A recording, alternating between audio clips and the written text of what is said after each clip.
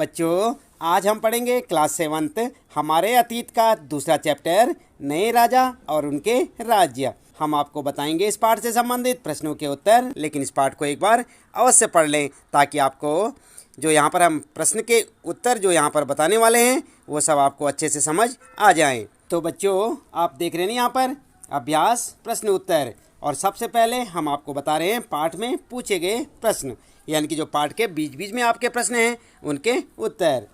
पहला प्रश्न है आपके लिए, क्या आपके विचार से उस दौर में एक शासक बनने के लिए क्षत्रिय के रूप में पैदा होना महत्वपूर्ण था? और आप देखें, ये प्रश्न मिलेगा आपको अपने पाठ्य पुस्तक के पेज नंबर 17 पर, यानी कि 17 नंबर पेज पर आप देखें, वहाँ पर आपको इस प्रकार का एक प्रश्न मिलेगा पाठ के बीच में। इसका उत्तर क्या लिखेंगे आप? उत्तर लिखेंगे, हमारे विचार से उस दौर में एक शासक बनने के लिए क्षत्रिय के रूप में पैदा होना महत्वपूर्ण नहीं था। भारत के कई गैर क्षत्रिय शासक हुए, जिनमें कदम्ब, मयूर शर्मण और गुर्जर प्रतिहार हरिश्चंद्र ब्राह्मण थे, जिन्होंने अपने परंपरागत पेशे को छोड़कर शस्त्र को अपना लिया। इसके अतिरिक्त कई और भी शासक हुए जो क्षत्रिय नहीं थे, लेकिन उस दौर में भारत के अधिकांश शासक क्षत्रिय थे। समझ गए ना बच्चों आप? इस प्रकार से आप जो है पहले प्रश्न का उत्तर लिखेंगे। इसके बाद देखते हैं यहाँ पर दूसरा प्रश्न, और दूसरे प्रश्न में पूछा गया है, प्रशासन का यह रूप आज की व्यवस्था से किन मायनों में भिन्न था? और ये प्रश्न मिलेगा आपको पेज नंबर 18 पर। आप 18 नंबर पेज पर देखें अपनी किताब के, वहाँ पर आपको ये प्रश्न मिलेगा। इस प्रश्न का उत्तर आप लिखेंगे। उत्तर लिखेंगे, मध्यकाल में भारत में राजतंत्र कायम था। राजतंत्र में शासक वंशानुगत हुआ करते थे, अर्थात राजा का पुत्र ही राजा होता था। लेकिन आज की प्रशासनिक व्यवस्था लोकतांत्रिक है, जिसमें जनता द्वारा चुने हुए प्रतिनिधि ही शासन करते हैं। जनता के चुने हुए प्रतिनिधि ही सरकार का गठन करते हैं। मध्यकाल में जनता किसी भी राजा का ना तो चुनाव कर सकती थी और ना ही उसे हटा सकती थी। तो समझ गए ना बच्चों आप किस प्रकार से आप उत्तर लिखेंगे? आज में और पुराने राजाओं में क्या अंतर था? उनके ज़माने में किस प्रकार से चुनाव नहीं हुआ करता था, बल्कि वंशानुगत जो है राजा बना करते थे। और आज के ज़माने में क्या होता है? मतदान होता है, जिसे आप मतदान के नाम से जानते हैं। चुनाव के द्वारा सरकार का गठन किया जाता है। इस प्रकार आप दूसरे प्रश्न का उत्तर लिखेंगे। इसके बाद बच्चों ध्यान दें, ये है आपका तीसरा प्रश्न, और यहाँ पर तीसरे प्रश्न में पूछा गया है, मानचित्र 1 को देखें और वे कारण बताइए जिनके चलते ये शासक कन्नौज और गंगा घाटी के ऊपर नियंत्रण चाहते थे। और ये प्रश्न आपको कहाँ मिलेगा बच्चों? ये प्रश्न मिलेगा आपको पेज नंबर 21 पर। आप देखें अपनी पाठ्य पुस्तक के पाठ के बीच में देखें, आप 21 नंबर पेज पे आपको ये प्रश्न दिखाई देगा। और इस प्रश्न का उत्तर आप क्या लिखेंगे? उत्तर लिखेंगे, 8वीं सदी से लेकर 12वीं सदी के पूर्वार्ध तक कन्नौज भारत का राजनीतिक शक्ति का केंद्र था। कन्नौज उत्तर भारत के मध्य में स्थित था, इसलिए गुर्जर प्रतिहार पाल वंश और राष्ट्रकूट वंश के राजाओं ने लंबे समय तक कन्नौज के लिए संघर्ष किया, जिससे इन शासकों का कन्नौज पर नियंत्रण कायम हो सके। चूँकि इस लंबी चली लड़ाई में 3 पक्ष थे, इसलिए इतिहासकारों ने प्रायः इसकी चर्चा त्रिपक्षीय संघर्ष के रूप में की है। समझ गए ना बच्चों आप किस प्रकार से आप इसका उत्तर लिखेंगे? ये है आपका तीसरा प्रश्न, और इस प्रकार से आप इसका उत्तर लिखेंगे। ये देखें इसका उत्तर। इसके बाद बच्चों आगे बात करते हैं यहाँ पर चौथा प्रश्न, और चौथा प्रश्न है, प्राचीन व मध्यकाल के राजाओं द्वारा कई तरह के दावे किए जाते थे। आपके विचार से ऐसे दावे उन्होंने क्यों किए होंगे? और आपको ये प्रश्न मिलेगा पेज नंबर 19, यानी कि 19 नंबर पेज पर आप देखें अपनी पाठ्य पुस्तक के, वहाँ पर आपको ये प्रश्न मिलेगा। आप इसका उत्तर क्या लिखेंगे? उत्तर आप इस प्रकार से लिखेंगे जैसे आपको यहाँ पर बताया जा रहा है। उत्तर है, कई प्रशस्तियों में शासक कई तरह के दावे करते थे। मिसाल के लिए शूरवीर विजय योद्धा के रूप में समुद्रगुप्त ने अपने प्रशस्ति में वर्णन किया कि आंध्र, सैंधव, विदर्भ और कलिंग के राजा उनके आगे तभी धराशायी हो गए जब वे राजकुमार थे। इस तरह के दावे शासक अपने आप को सम्मानित और गौरवान्वित करने के लिए करते थे। तो इस प्रकार से आप इस प्रश्न का उत्तर लिखेंगे। इसके बाद बच्चों आप ध्यान दें, ये है आपका 5वां प्रश्न, इसमें पूछा गया है कि मानचित्र 1 को दोबारा देखिए, आप फिर से देखेंगे और विचार विमर्श कीजिए कि चाहमानों ने अपने इलाके का विस्तार क्यों करना चाहोगा। तो क्यों करना चाहोगा, आपको ये प्रश्न मिलेगा बच्चों, आप ध्यान दें, ये प्रश्न आपको मिलेगा पेज नंबर 21 यानी 21 नंबर पेज पर आप देखेंगे, आपको ये प्रश्न दिखाई देगा। इस प्रश्न का उत्तर आप किस प्रकार से लिखेंगे, चलिए यहाँ पर देखें।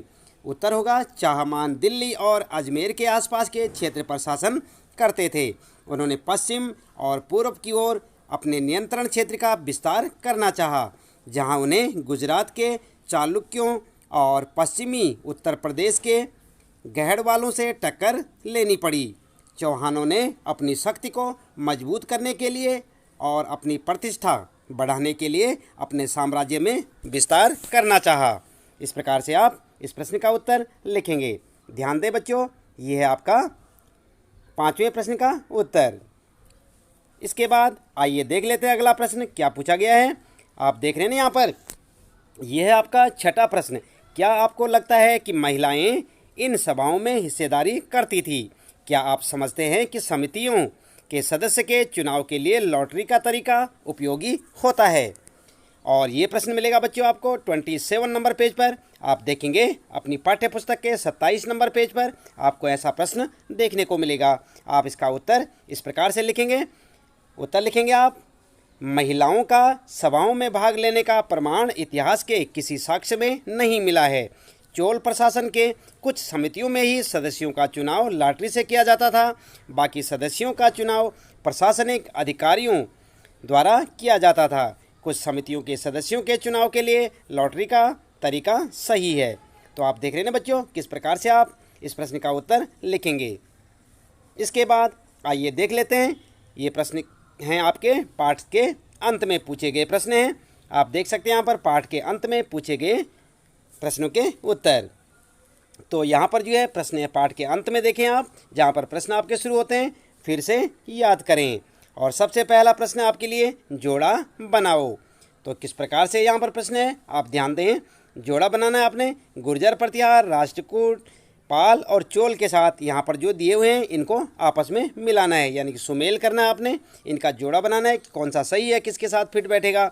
उत्तर लिखेंगे आप गुर्जर प्रतिहार में आप लिखेंगे गुजरात और राजस्थान, राष्ट्रकूट के साथ लिखेंगे पश्चिमी दक्कन, पाल के साथ लिखेंगे बंगाल और चोल के साथ तमिलनाडु। ये आपका उत्तर होगा। आप ध्यान दें, इस प्रकार से आप इसे सुमेल कीजिए। तो ये है ना आपका प्रश्न, और इस प्रकार से आप इसे सुमेल करते चले जाएंगे और आपका उत्तर बन जाएगा। इसके बाद बच्चों अगला प्रश्न है आपका, ये दूसरा प्रश्न है, त्रिपक्षीय संघर्ष में लगे तीनों पक्ष कौन कौन से थे? आपने पढ़ा था ना कि त्रिपक्षीय संघर्ष हुआ था, तो उसमें तीनों पक्ष कौन कौन से थे?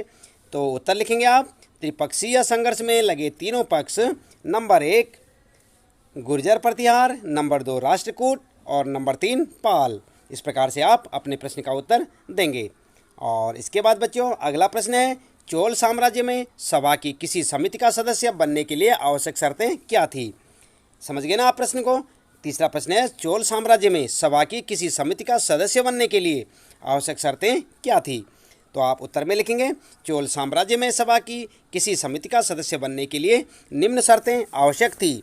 और क्या क्या शर्तें थी वो? नंबर 1 आप देख सकते हैं यहाँ पर, नंबर 1 सभा की सदस्यता के लिए इच्छुक लोगों को ऐसी भूमि का स्वामी होना चाहिए जहाँ से भू राजस्व वसूला जाता है। और नंबर 2 लिखेंगे आप, उनके पास अपना घर होना चाहिए। नंबर 3 उनकी उम्र 35 से 70 के बीच होनी चाहिए। उन्हें वेदों का ज्ञान होना चाहिए। उन्हें ईमानदार होना चाहिए और उन्हें प्रशासनिक मामलों की अच्छी जानकारी होनी चाहिए। इस प्रकार से आप इस प्रश्न का उत्तर लिखेंगे। तो आप देख रहे हैं बच्चों यहाँ पर यह है तीसरा प्रश्न और इसका उत्तर ये है आपके लिए। इसके बाद बच्चों ध्यान दें, आप देखते हैं यहाँ पर चौथा प्रश्न, चाहमानों के नियंत्रण में आने वाले 2 प्रमुख नगर कौन से थे? और उत्तर लिखेंगे, चाहमानों के नियंत्रण में आने वाले नगर कौन कौन से थे बच्चों? उत्तर में आप देख सकते हैं यहाँ पर कौन कौन से नगर थे। Number 1 Kannauj, number 2 Banaras, number 3 Indraprastha, number 4 Prayag. तो इस प्रकार से आप इस प्रश्न का उत्तर लिखेंगे। और इसके बाद बच्चों अगला प्रश्न यहाँ पर आएगा, आइए समझें। आप देख रहे हैं यहाँ पर आइए समझें। आप अपनी पाठ्य पुस्तक में एक नज़र डालें, वहाँ पर आपको इस तरह का प्रश्न मिलेगा। और यहाँ पर ये 5वां प्रश्न है, राष्ट्रकूट कैसी शक्तिशाली बने, कैसे बने शक्तिशाली।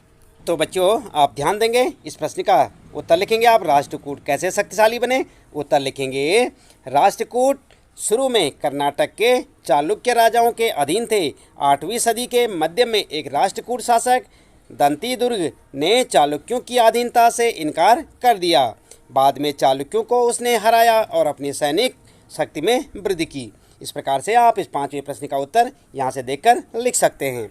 इसके बाद बच्चों 6ठा प्रश्न है, नए राजवंशों ने स्वीकृति हासिल करने के लिए क्या किया। तो यहाँ पर जो उत्तर क्या लिखेंगे आप, नए राजवंशों ने स्वीकृति हासिल करने के लिए निम्नलिखित कार्य किए। और क्या क्या कार्य किए, आइए यहाँ पर जान लेते हैं। पहला कार्य किया, राजा लोग नए राजवंशों को अपने मातहत या सामंत के रूप में मान्यता देते थे। नंबर दूसरा कार्य, अधिक सत्ता और संपदा हासिल करने पर सामंत अपने आप को महासामंत, महामंडलेश्वर इत्यादि घोषित कर देते थे। नंबर तीसरा, कभी कभी वे अपने स्वामी के आधिपत्य से स्वतंत्र हो जाने का दावा भी करते थे। और नंबर चौथा, उद्यमी परिवारों के पुरुषों ने अपनी राजशाही कायम करने के लिए सैन्य कौशल का इस्तेमाल किया। इस प्रकार से आप ये पॉइंट लिखकर अपने प्रश्न का उत्तर दे सकते हैं। देख रहे हैं ना आप यहाँ पर, ये आपका 6ठा प्रश्न। इसके बाद बच्चों आइए देख लेते हैं आगे और क्या प्रश्न है। 7वां प्रश्न आप देख सकते हैं यहाँ पर। 7वां प्रश्न है, तमिल क्षेत्र में किस तरह की सिंचाई व्यवस्था का विकास हुआ। तो आप इसका उत्तर क्या लिखेंगे। उत्तर लिखेंगे, तमिल क्षेत्रों में सिंचाई व्यवस्था का विकास निम्न प्रकार से हुआ। और किस प्रकार से हुआ ये लिखेंगे आप पॉइंटों में। नंबर 1, प्राकृतिक झीलों से सिंचाई की व्यवस्था की गई। नंबर 2, अनेक नहरों को निर्मित किया गया। और तीसरा लिखेंगे, कई तालाबों और हौजों को निर्मित किया गया। नंबर 4, अनेक क्षेत्रों में नए कुएं खुदवाए गए। इस प्रकार से आप जो है इस प्रश्न का उत्तर लिख सकते हैं। 7वां प्रश्न है आपका ये, और इसका उत्तर इस प्रकार से यहाँ से देख के आप लिख सकते हैं। इसके बाद बच्चों 8वां प्रश्न है, चोल मंदिरों के साथ कौन कौन सी गतिविधियाँ जुड़ी हुई थी। तो आप पढ़ा होगा, आपने अपने पुस्तक में पढ़ा होगा, अपनी किताब में पढ़ा होगा कि चोल मंदिरों के साथ कौन कौन सी गतिविधियाँ जुड़ी थी। चलिए आपको याद नहीं है, कोई बात नहीं, हम बता देते हैं। चोल मंदिरों के साथ निम्नलिखित गतिविधियाँ जुड़ी हुई थी। और कौन कौन सी जुड़ी हुई थी। नंबर 1, चोल मंदिर अक्सर अपने आसपास विकसित होने वाली बस्तियों के केंद्र बन गए। ठीक है ना बच्चों। और नंबर 2, ये शिल्प उत्पादन के केंद्र थे। इसके बाद नंबर 3 लिखेंगे आप, ये मंदिर शासकों और अन्य लोगों द्वारा दी गई भूमि से भी संपन्न हो गए थे। नंबर 4, मंदिर के लिए काम करने वालों में पुरोहित, मालाकार क्या होता है, गार्डनर जिसे कहते हैं, माली और बावर्ची, मेहतर, संगीतकार, नर्तक आदि इत्यादि प्रमुख थे।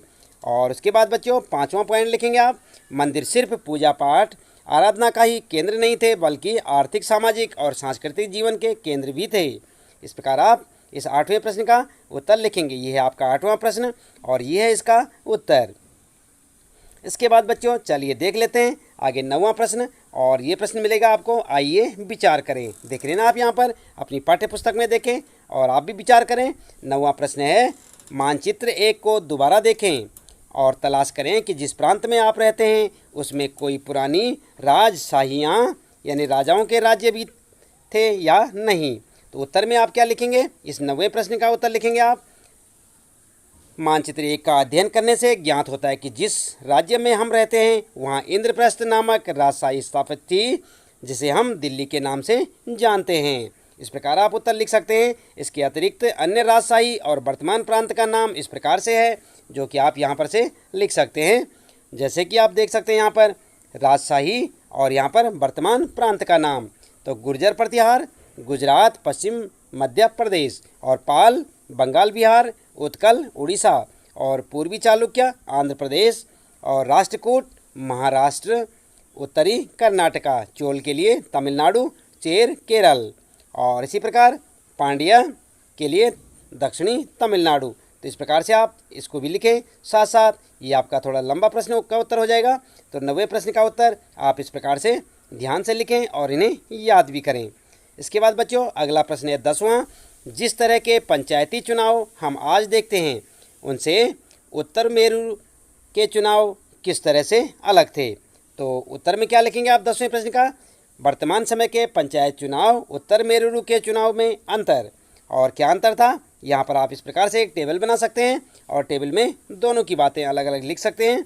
वर्तमान समय में पंचायत चुनाव और उत्तर मेरुरु के चुनाव, सार्वभौमिक वयस्क मताधिकार के द्वारा चुनाव। ऐसा ही होता है ना बच्चों, आजकल कैसा चुनाव होता है, वयस्क मताधिकार यानी 18 वर्ष से बड़ी आयु वाले चुनाव में भाग ले सकते हैं। और सार्वभौमिक होता है यानी कि सभी लोग इसमें भाग ले सकते हैं, इसमें कोई जाति धर्म का कोई महत्व नहीं है।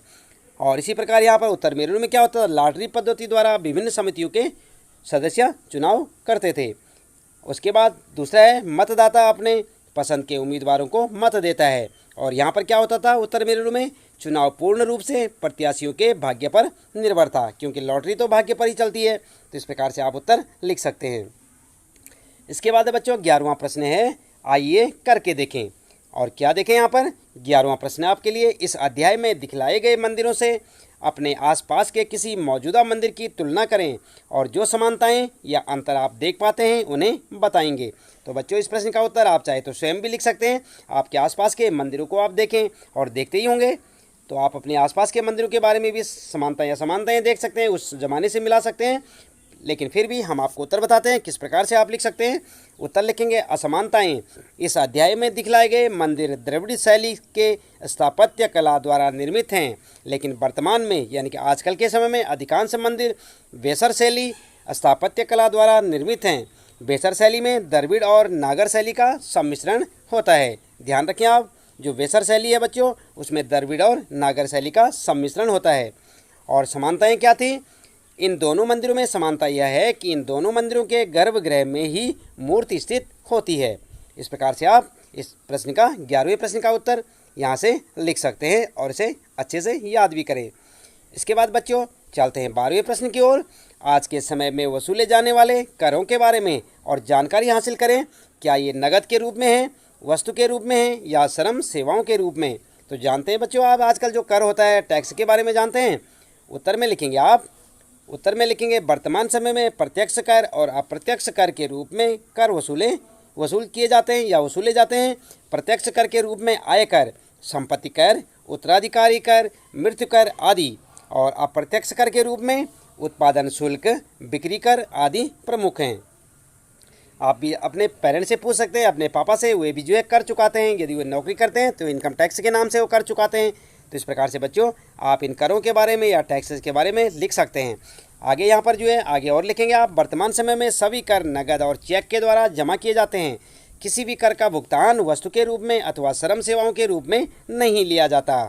तो इस प्रकार से आपने देखा यहाँ पर, ये था आपके 12वें प्रश्न का उत्तर। और आप इसे अच्छे से समझें।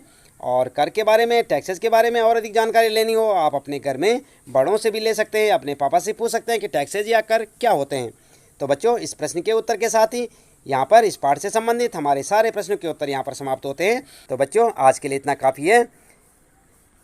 हम पढ़ रहे थे आज क्लास 7 हमारे अतीत यानी आवर पास्ट का सेकंड चैप्टर नए राजा और उनके राज्य। उम्मीद है कि आपको अच्छे से समझ आया होगा। आप इस वीडियो को बार बार देखें, सुने, समझें।